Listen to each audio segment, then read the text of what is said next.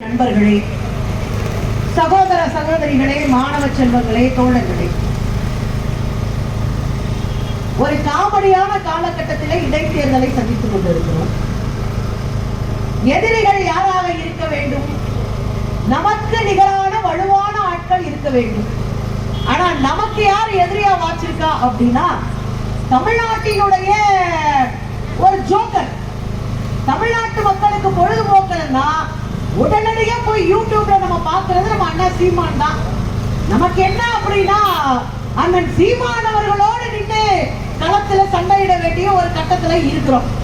அதுலயும் அவரெல்லாம் பாத்தீங்கன்னா மைக்க பார்த்தா புலியாயிடுவார். அப்படியே சட்டை அப்படி பின்னாடி இழுத்து விடுவாரு, துண்டை பின்னாடி இழுப்பாரு, அப்படியே கையை ஆட்டுவாரு, புரட்சி வரப்போகுதுவாரு, பொரியடல வெடிக்க போகுதுவாரு. அந்த மனுஷனை வைத்துதான் நாம இங்க நிக்க வேண்டிய கேவலமான சூழல்ல இருக்கும். அதுலயும் பெரியார், தமிழ்நாட்டினுடைய மகத்தான மனிதன், தமிழ்நாட்டினுடைய அடையாளம், பகுத்தறிவு பகலவன் தந்தை பெரியார் வேற விட்டு விடுவேன் ரைட்டு. அதுலயும் நேற்றெல்லாம் பாத்தீங்கன்னா பயங்கரமான கோபம் போல இருக்கு. ஏன்னா முந்தா நாள் ராத்திரி ஃபுல்லா போட்டு மட்டையானவரே நேற்று அதே கடுப்புல வந்துட்டாரு உங்களுக்கு. வந்து நின்றவருக்கு பெரியார்னாலே சும்மா சுருன்னு ஏறும். யாருக்கெல்லாம் பெரியார்னா ஏறும்? எவன் ஜாதியவாதியோ, எவன் மத அடிப்படைவாதியோ, யார் பெண்களை இழிவாக நடத்துகிறார்களோ, யார் சக மனிதர்களை நாகரிகமாக நடத்த தவறுகிறார்களோ, இந்த கும்பலுக்கெல்லாம் பெரியார்னாலே சும்மா சுருன்னு ஏறும். அப்படிதான் நம்முடைய கோமாளி சீமானுக்கும். அதுல பாத்தீங்கன்னா பெரியாரை குறித்தே கதறிட்டு இருக்கான். எனக்கு என்ன மகிழ்ச்சி தெரியுமா? ஒரு பெரியார் என்கிற மானுடன், ஒரு பெரியார் என்கிற கருப்பு சூரியன் அடக்கமாகி காலமாகி 52 ஆண்டுகளான பிறகு ஒரு கோமாளி கதறானா, பெரியார் தமிழ்நாட்டின் மண்ணில் விதைத்து போன பகுத்தறிவு விதை அப்படிப்பட்டது. அந்த பயம், அந்த அச்சம், ஐயோ நம்மளால கால் விட முடியாதோ அப்படின்ற பதட்டம் சீமானுடைய பேச்சிலே தெரிகிறது தோழர்களே. யார் மகன் பெரியார்? யார் பகுத்தறிவு தந்தை? 94 வயசுல மூத்திர சட்டியை தூக்கிட்டு நம்மலாம் நெஞ்சு வலி, காற்று, தலைவலி, கூட்டத்துக்கு வர முடியாது தோழ அப்படின்னு சொல்லிட்டு இருக்கிற காலகட்டத்துல 94 வயதுல தள்ளாடுகிற வயதுல மூத்திர சட்டியை சுமந்து கொண்டு உடல் இறக்க நோயில உடலெல்லாம் வலியோடு மேடைகளில் ஏறி தமிழ்நாடு தமிழருக்கே என்று முழங்கிய மகத்தான மனிதன் தான் தந்தை பெரியார். பெண்களுக்கு விடுதலை வேண்டும், சாதிய தீண்டாமை ஒழிக்கப்பட வேண்டும், மதங்களை வைத்து மீண்டும் மீண்டும் நம்மை அடிமைப்படுத்துகிற சடங்குகளை ஒழித்தாக வேண்டும் என்று கங்கணம் கட்டுகின்றவர் தான் தந்தை பெரியார். இதுல என்னன்னா, நேற்று அண்ணன் வெகுட்ட இருந்து ஒரு முக்கியமான விஷயத்தை பேசியிருந்தாரு. பெரியார் கையில என்ன இருக்கு? வெங்காயம். எம்மல தூக்கி ஏறி வெங்காயத்தை. எங்க கையில என்ன தெரியுமா இருக்கு? அணுகுண்டு இருக்கு அப்படின்னு பேசினாரு. ரைட்டு. வெங்காயத்தை மேல ஏறி நான் உங்க மேல அணுகுண்டு ஏறினேன்னு எங்க மேல அணுகுண்டு எறிய போறாரா? நம்ம மேல அணுகுண்டு எறிவாரா அண்ணன் சீமானு? எங்க ஊர்ல எல்லாம் ஒரு வழக்கம் இருக்குங்க. எலி வீட்டுக்குள்ள ஓடிக்கிட்டே இருக்குன்னு வச்சுக்கோங்களேன். எலி வீட்டுக்குள்ள ஓடுது, நாலா பக்கமும் ஓடுது, மூட்டை முடிச்செல்லாம் கடிச்சு வைக்குது, துணியெல்லாம் கடிச்சு வைக்குதுன்னா அந்த எலி அடிக்கிறதுக்கு AK-47 தூக்கிட்டு வருவான். ஒரு விளக்கமாத்தை எடுத்து நட்டு 4 அடி அடிச்சா எலி செத்து போகும். நாங்க எதுக்குங்க உனக்கெல்லாம் வெங்காயம் வரைக்கும் போற? இதெல்லாம் ஒரு வெங்காயமும் இல்லை.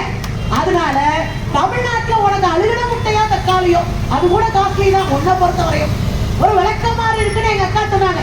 எங்க கீழே அடிக்கிற தோழர்கள் வந்து விட்டுறாதீங்க, அடிக்கிற அடியில அவன் அரசியல்கிட்ட ஓடணும் அப்படின்னு சொல்றாங்க. மத்தியானம் சாப்பிட்டுட்டு இருக்கோம், 2 தோழர்கள் வர்றாங்க. அவங்க யாருன்னே எனக்கு தெரியாது. வந்து சொல்றாங்க, சீமானுக்கு வாய் கொழுப்பு அதிகமாயிருச்சு, கரித்து முறை ஏறி போச்சு, கரித்து முறையும் வாய் கொழுப்பையும் குறைக்கணும்னா அரசியலா சீமான அட்ரஸ் இல்லாதவனாக மாற்ற வேண்டும் தோழர்களே அப்படின்னு சொன்னாரு. வேற இருப்பேன் நல்ல சீமான் எதை வேற இருப்பாரா? திராவிடத்தை வேற இருப்பாரா? சீமானுக்கு தெரியுமா வரலாறு? மனோன்மணிய சுந்தரனார் ஒருத்தர் பெரிய தமிழ் ஸ்காலர், பெரிய தமிழ் புலவர். அவருக்கு திராவிடம்னா கடுப்பா தான் இருப்பாரு. பெருசா திராவிட அமைப்புகளோட ஒட்டிக்க மாட்டாரு. ஆனா மனோன்மணியம் சுந்தரனாரை போய் விவேகானந்தரை சந்திக்கிறாங்க. அப்படி ஒரு நாள் பேசிட்டு இருக்கும்போது விவேகானந்தர் கேட்கிறார், மிஸ்டர் சுந்தரம் நீங்க என்ன கோத்திரம் அப்படின்னாரு. மிஸ்டர் சுந்தரம் நீங்க என்ன கோத்திரம்? கோத்திரம்னா என்ன தெரியுமா? நீங்க என்ன ஆளுங்க அப்படின்னு. நன்றிங்க நன்றிங்க, நீங்களா இருக்கீங்கன்னு தான் நாங்க பேசிக்கணும். ஆமா ஆமா, இதுதான் நிலைமை. சீமானுடைய நிலைமை என்னன்னா, கீழே டூ வீலர்ல போகும்போதே தங்கச்சி அடிச்சிருமா, கையால ஒடிச்சு அப்படிலாம் சொல்லல. சரி இருக்கட்டும், நம்ம ரெண்டு பிட்ட ஏங்க சீமான் சேர்ந்துக்கு அப்படி பிட்ட போட்டுக்கிட்டு இருக்காரு. இப்ப கடைசியா என்ன சொல்றாரு தெரியுமா சுந்தரனார்? உங்க சாதி என்ன, குலம் கோத்திரம் என்னன்னு விவேகானந்தர் கேட்கிற போது மனோன்மணியம் சுந்தரனார் கொஞ்சம் கூட யோசிக்காம சொன்னார், நாங்கள் திராவிட கோத்திரம் என்று சொன்னார். திராவிட கோத்திரம் நாங்க, எங்களிடம் திராவிட இனம், எங்களிடம் வலுவான பழைய இணையா என்று சொன்னவர் மனோன்மணி சுந்தரனார் அவர்கள். கேட்கிறப்பல பெரியாருக்கும் அம்பேத்கருக்கு என்ன தொடர்பு? பெரியாருக்கும் அம்பேத்கரும் ஏறி வச்சா எட்டுமா? அம்பேத்கர் என்ன செஞ்சாரு? பெரியார் அவர் கூட போய் நின்று ஒப்பிட்டு பேசலாமானாரு. அதாவது வாட்ஸ்அப்ல வரலாம் வரலாறு நினைச்சுக்கிட்டு சீமான் உட்கார்ந்து வாட்ஸ்அப் வதந்திகளை, வாட்ஸ்அப் வாந்திகளை பேசிக் கொண்டிருக்கிறாரு. எனக்கு அவரை பார்த்தா பரிதாபமா இருக்கு. ஒண்ணு ஞாபகம் வைக்கணும், 1927 மும்பையில மனு தர்மத்தை எரிப்பதற்கான மாநாட்டை ஐயா புரட்சியாளர் டாக்டர் அம்பேத்கர் ஏற்பாடு செய்றாரு. எங்க? மும்பையில, மகாராஷ்டிராவுல, இன்னைக்கு பாம்பேன்னு சொல்ற இடத்துல. ஆனா 1927 டிசம்பர் 25 மும்பையில மனு தர்மத்தை எரிக்க அங்க அம்பேத்கர் வேலை பார்த்தாரு. தமிழ்நாட்டுல 2 மாசத்துக்கு முன்னாடியே 1927 அக்டோபர்லயே குடியாத்தத்திலையும் காட்பாடியிலையும் மனு அதர்மத்தை எரித்தது தமிழ்நாடு, தமிழர்கள். ஞாபகம் வைங்க, யாருக்கிட்ட பேசுறோம்? வரலாறு தெரிஞ்சவங்க அதிகமா இருக்கிறோம், இங்க வந்தெல்லாம் அடிக்க கூடாது அப்படின்னு பேசணும். இன்னொரு ஞாபகம் வைங்க, ஐயா புரட்சியாளர் டாக்டர் அம்பேத்கர் அவருடைய அரசியலுக்கு பெரும் தோளாக இருந்தவர் யாரு? தந்தை பெரியார். அங்க நடந்த மாநாட்டை சுயமரியாதை மாநாடு என்று குடியரசுல எழுதினாரு. அது மட்டும் இல்லைங்க, பெரியார் எவ்வளவு கூட இருக்காருன்னு ஒரு சங்கதி சொன்னா தெரியும். 2வது வட்டமேஜை மாநாடு, 2வது வட்டமேஜை மாநாட்டில தலித்துகளுக்கான இரட்டை வாக்குரிமையை கேட்டு வாங்குறாரு அம்பேத்கர்.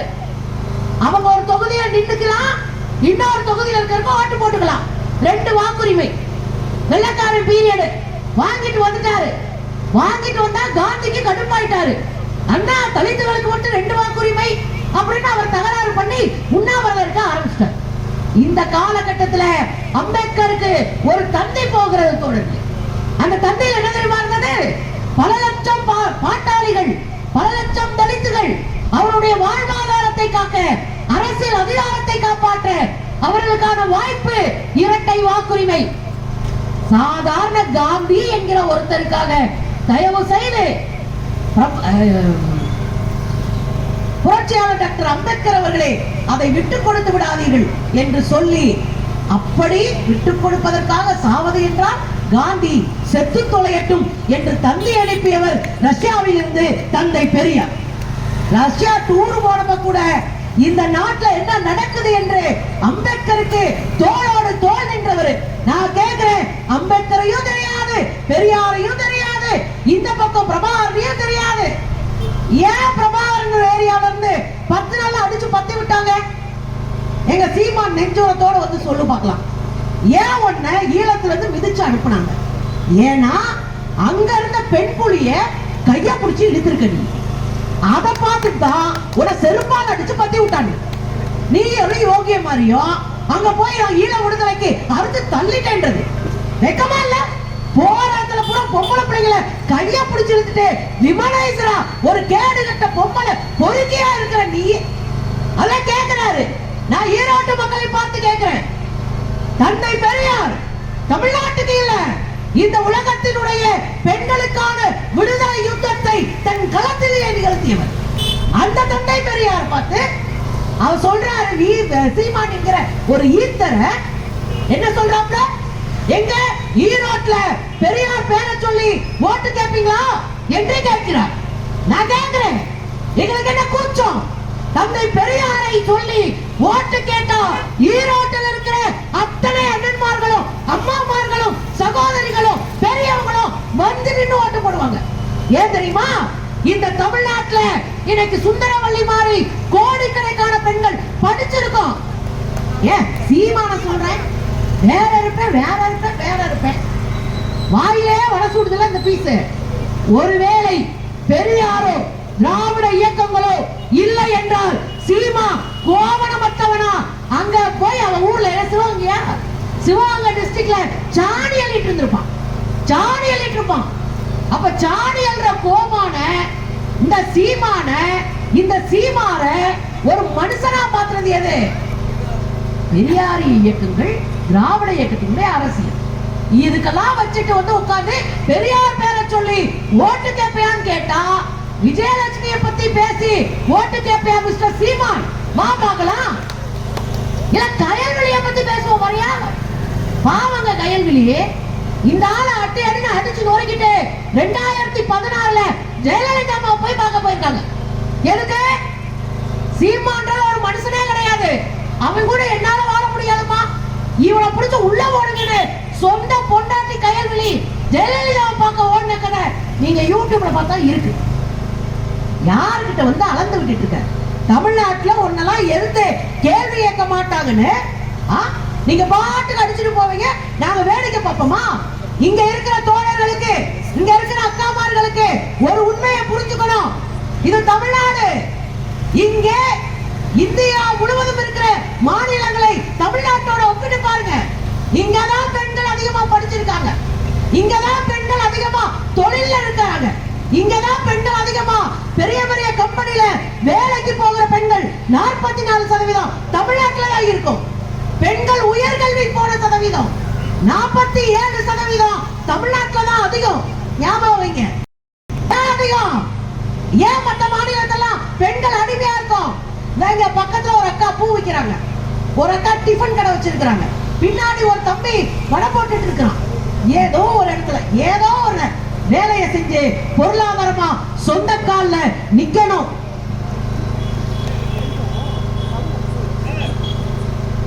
இந்த குண்டலிய சக்தி எழுதி பேசுவாங்கல்ல, இந்த மைக்கு உள்ள பிடிச்சிருக்குமா, நாம வெளியே பிடிச்சிருக்கிறோமா, ரெண்டு பக்கம் பெரிய இழுவியா போயிருக்கு. அப்ப தமிழ்நாடு தான் பெண்களுடைய முன்னேற்றத்துல மிகப்பெரிய வீழ்ச்சியோடு வந்து நிக்குதுங்க. இது இன்னைக்கு ஆரம்பிச்சது இல்ல, 1920கள் ஆரம்பிச்சது. இந்தியாவிலே பெண்களுக்கு முதல்ல வாக்குரிமை கொடுத்தது தமிழ்நாடு. நீதி கட்சி 1925ல தீர்மானம் நிறைவேற்றி செயல் திட்டத்தை கொண்டு வந்தது நீதி கட்சி. 1920ல உணவு கொடுத்து, மதிய உணவை இலவசமா கொடுத்து, சென்னை மாநகராட்சி கல்வியை இலவசமா கொடுத்தது நீதி கட்சி காலத்துல. நீதி கட்சி காலத்துல தான் வகுப்பு வாரி பிரதிநிதித்துவம் 1920ல கொடுத்தோம். உங்களுக்கு புரியுதா? எல்லா உரிமையும் இன்னைக்கு வரல, 100 வருஷத்துக்கு முன்னாடியே அற்புதமான செயல் திட்டத்தோடு திராவிட இயக்கம் களத்துல நின்று போராடி கொண்டு வந்தது தோழர்களே. ஆனா இன்னைக்கு பெரியார் என்ன செஞ்சாரு? பெரியார் என்ன அர்த்தம் தள்ளினாரு? பெரியார் என்ன இடிச்சிட்டாரு? கேட்கிற சீமானியர்களுக்கு சொல்லுகிறேன், பெரியார் இல்லனா சுந்தரவள்ளி இந்த இடத்துல நிக்க மாட்டேன். ஏன் தெரியுமா? பெரியார் தான் படினாரு. எங்க அம்மா படிச்சாங்க, எங்க அம்மா எம்ஏ படிச்சு முதல் ஆசிரியரா அந்த குடும்பத்துல எங்க அம்மா போனாங்க. எங்க அம்மா படிச்சதுனால நான் படிச்சேன், நான் படிச்சதுனால என் புள்ள படிக்கிறான். தெரியுதா? தலைமுறையாக இங்கே படிக்கவே கூடாது, வேலைக்கே போக கூடாது என்ற ஒரு தலைமுறையை கல்வியை நோக்கி நகர்த்தியது தந்தை பெரியார். ஞாபகம் வைங்க. இன்னொரு இருக்குங்க, வேலைக்கு சொன்னாரு பெரியாரு, வேலைக்கு போங்க, மலமலைன்னு படிங்க, ஏரோப்ளைன் ஓட்டுங்க, வாத்தியார் வேலைக்கு போங்க, கலெக்டர் ஆகுங்க, டாக்டர் ஆகுங்க, எல்லா வேலையும் பெண்கள் கொடுங்க அப்படின்னு சொன்னவரே தந்தை பெரியார். ஆனா இந்த காலங்க பூரா உட்கார்ந்துட்டு பெரியார்லாம் ஒரு ஆளா, பெரியார்லாம் ஒரு ஆளா என்று கேட்கிற இந்த கும்பலை பார்த்து நான் கேட்கிறேன், 21 வயசுக்கு மேல கல்யாணம் பண்ணுங்க, சின்ன குழந்தைகளை கல்யாணம் பண்ணி வைக்காதீங்கன்னு இன்னைக்கு பேசுறோம். ஆனா 100 வருஷத்துக்கு முன்னாடி பேசினவரே தந்தை பெரியார். ஞாபகம் வைங்க. இல்ல நான் நிறைய சொல்லுவேங்க. பெரியார் என்ன சொன்னாரு? ஆண் பெண் சேர்ந்து படிக்க சொன்னாரு, வேலைக்கு போக சொன்னாரு, பெண்கள் கற்பப்பையை எடுத்துருனாரு. சீமானுக்கு என்ன கவலைனா, பொம்பளைய பூரா கற்பப்பையை எடுத்துட்டா நம்ம என்ன பண்ணுவோம் அப்படின்ற கவலையில இருக்காரு. ஏன்னா அவர்கிட்ட தெரு பூரா வீடா இருக்கு. இப்ப நான் என்ன கேக்குறேன்னா, சீமானு என்ன பார்த்து ஒரு கேள்வி கேட்கிறாரு. என்ன கேட்டாரு 2-3 நாளைக்கு முன்னாடி? கனிமொழி அவர்களே, அருள்மணி அவர்களே, சுந்தரவல்லி அவர்களே, நீங்க எல்லாம் கற்பப்பையோட திரியுறீங்களே, ஏன் அறுத்து போடலன்னு கேட்கிறாரு. அந்த சுந்தரவல்லி அவர்களே, நான் தான், ஏன் கற்பப்பை வச்சுட்டு அறுத்து போட அப்படின்னாரு. அட கூடு கட்ட குப்பை, ஒரு 100 வருஷத்துக்கு முன்னாடி ஏன் கற்பப்பை என்னன்னு சொன்னாரு? ஏன்னா எங்க பாட்டிங்க எல்லாம் 10 பிள்ளை 15 பிள்ளை வைத்தாங்க. இந்த 15 பிள்ளைகளுக்கு குண்டி கழுவி குளிக்க வச்சு சோத்த போட்டு வீட்டுல பாத்துக்கிட்டாங்க. இப்ப ஆயா வேலை பாக்குறதா எங்க அப்பத்தாமாருக்கு வேலை. அதுல சோறாக்கணும், புருஷனை கவனிக்கணும், பிள்ளைகளை கவனிக்கணும். படிக்க மாட்டாங்க. அப்ப படிக்க மாட்டாங்க, வேலைக்கு போக மாட்டாங்க, அடிச்சாலும் புடிச்சாலும் புருஷன் உட்காருவாங்க. 20 வயசுல நோயாளியா போவாங்க, பிரசவத்துல செத்து போவாங்க, சீக்கிரம் வயசாகி போயிடும். இத பாக்குறாரு பெரியார். என்னையா இது இவ்வளவு கேடு கட்டத்தனமா இந்த சமூகத்துல பெண்களை இழிவா வச்சிருக்கோமே, இத சரி பண்ண என்ன பண்ணணும்னா, ஒரு கட்டத்துல கடுப்பாகி இவங்களுக்கெல்லாம் புரியுற மாதிரி ஒண்ணு சொல்லுவோம், கற்பப்பைய எடுத்துருமா அப்படின்னாரு. கதற ஆரம்பிச்சுட்டாருல. இப்ப நான் சொல்றேன், அந்த காலத்துல எங்க அப்பா நினைச்சா எத்தனை பிள்ளை பெத்துக்கணும்னு தீர்மானிக்க முடியாது. பிள்ளை பெத்துக்கணுமா வேண்டாமான்னு எங்க பாட்டிமார்க தீர்மானிக்க முடியாது. பிள்ளைக்கு என்ன பேர் வைக்கணும் தீர்மானிக்க முடியாது. பிள்ளைக்கு எப்ப கல்யாணம் பண்ணணும் தீர்மானிக்க முடியாது. இப்ப நாங்க தீர்மானிக்கிறோம் எப்ப பிள்ளை பெத்துக்கணும். பொம்பளைங்கிட்ட பேசாம கேட்காம நடக்க முடியாது. பெண்களுடைய முடிவு இல்லாம குழந்தைக்கு பேர் வைக்க முடியாது. பெண்களுடைய ஆதரவு இல்லாம குடும்பத்தை ஓட்ட முடியாது. ஆனா இப்படியான சூழ்நிலையில இன்னைக்கு நாங்க முடிவெடுக்கிற இடத்துல வர்றோம். கற்பப்பையை எடுக்கணுமான்னு வேணாமா நாங்க முடிவு பண்ணிக்கிறோம். மிஸ்டர் சீமான் ஒரு வீட்டுல இருக்கணுமா இல்ல ஊரெல்லாம் வீட வச்சுட்டு உதவாங்களாமான்னு நீங்க முடிவு பண்ணுங்கன்னா நாங்க உங்களை கேட்டுக்கிறோம். இன்னொரு விஷயம் கேட்டாரு. பெரியார பத்தி சொல்லும் போது ஒரு அழகான விஷயத்த சொல்லணுங்க. பெரியார் தான் தஞ்சாவூர் பக்கம் போறாரு. போகும்போது கார்ல போனவரு திடீர்னு வண்டி நிப்பாட்டுன்றாரு. உடனே வண்டி நிப்பாட்டி என்னங்க ஏன்றாங்க.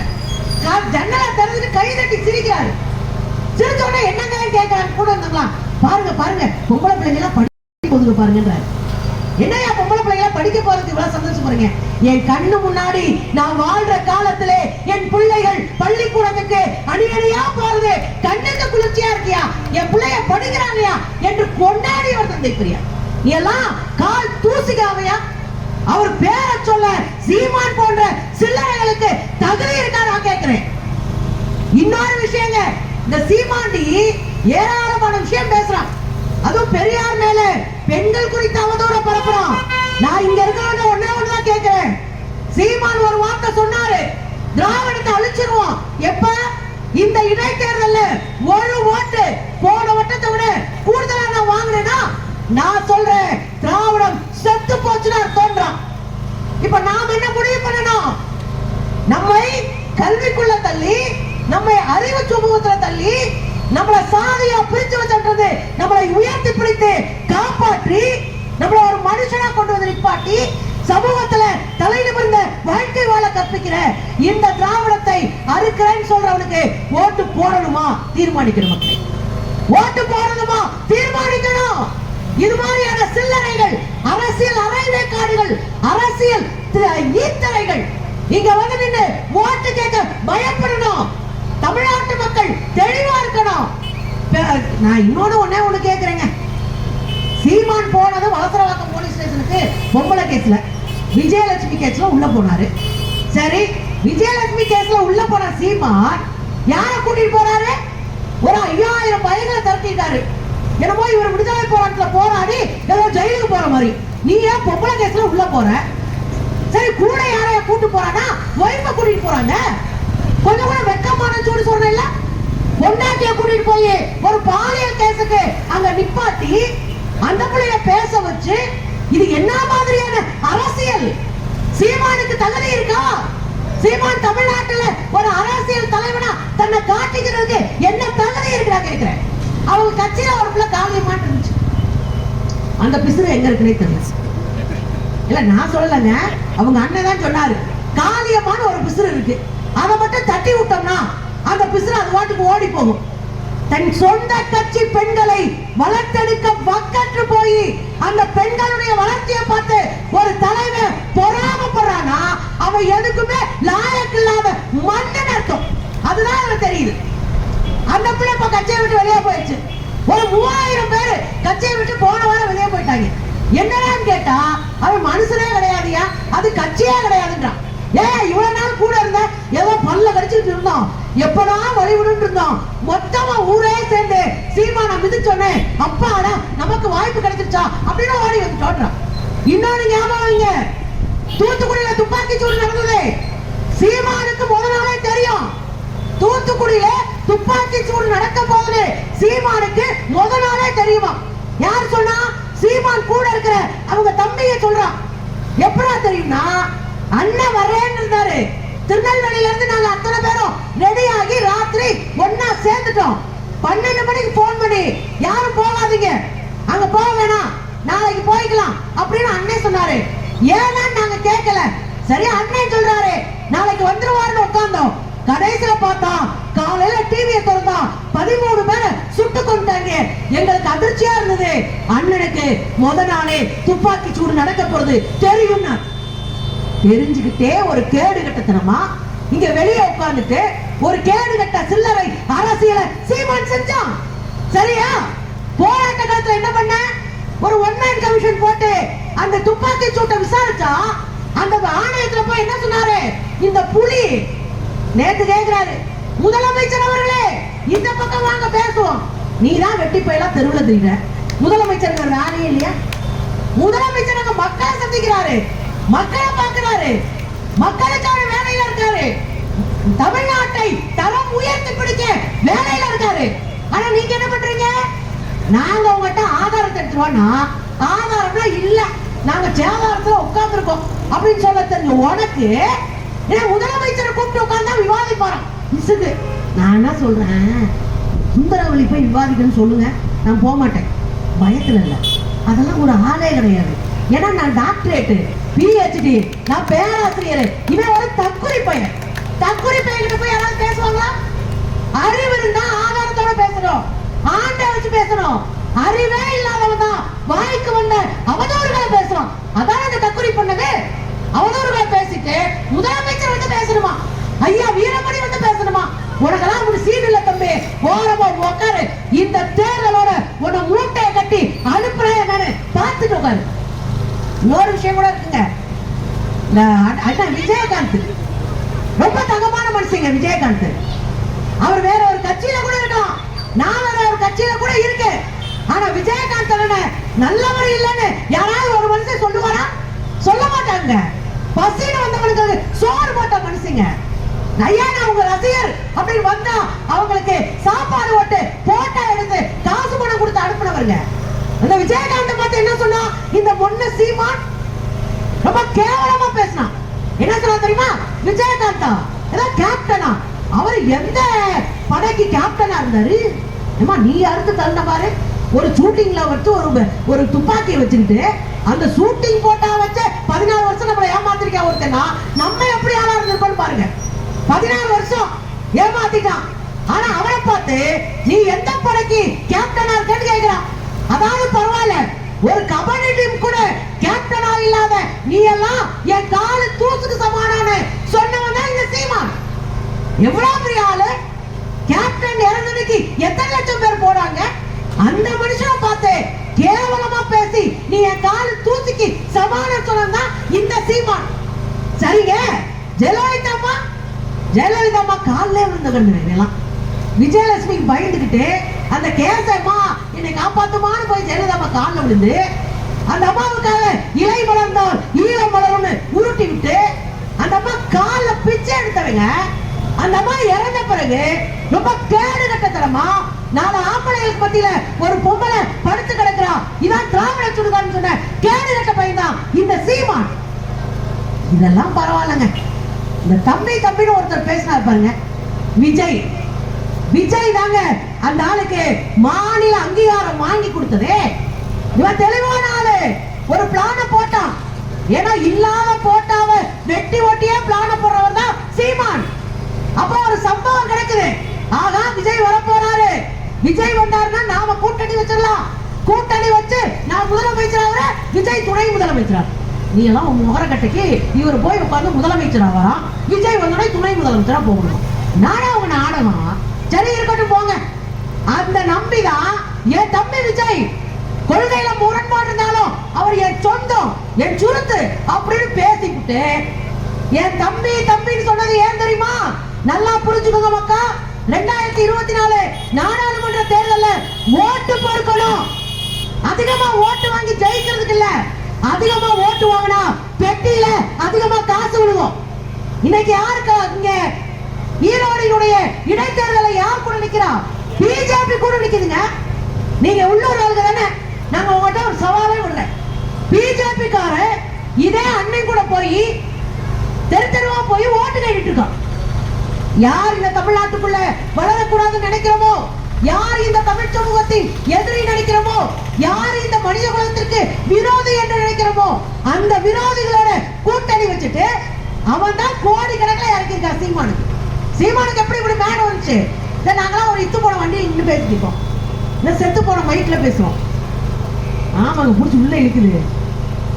ஆனா பாருங்க, அண்ணனுக்கு பயங்கரமான மேடை, பயங்கரமான லைட். எங்க இருந்து வந்தது காசு? பிஜேபி அண்ணாமலை மேலிடத்துல சொல்லி மோடி இறக்குன 3000 கோடி இன்னைக்கு வேலை செஞ்சிட்டு இருக்கு. ஆனா யோகிய மாதிரி அவர் பேசுறாரு. நான் கேட்கிறேன், இந்த ஓட்டை வாங்கி கொடுத்து 30 லட்சம் ஓட்டமா மாத்தினது விஜயோடைய தம்பிங்க. இப்ப கடைசியா என்ன ஆயிட்டாரு? விஜய்லாம் ஒரு ஆளே இல்லைங்க. நடு ரோட்ல நின்று லாரியில் அடிபட்டு செத்து போவான்னு பேசுறது தான் சீமான். தோழர்களே, உங்களை பார்த்து ஒண்ணுதான் சொல்லுவேன். ஓட்டுன்றது சும்மா தட்டி விட்டுட்டு வர்ற பட்டன் இல்ல. இந்த தமிழ் சமூகத்தினுடைய தலையெழுத்தை தீர்மானிக்கிற ஒரு முக்கியமான ஆயுதம் ஓட்டு. அதனால கவனமா இருங்க.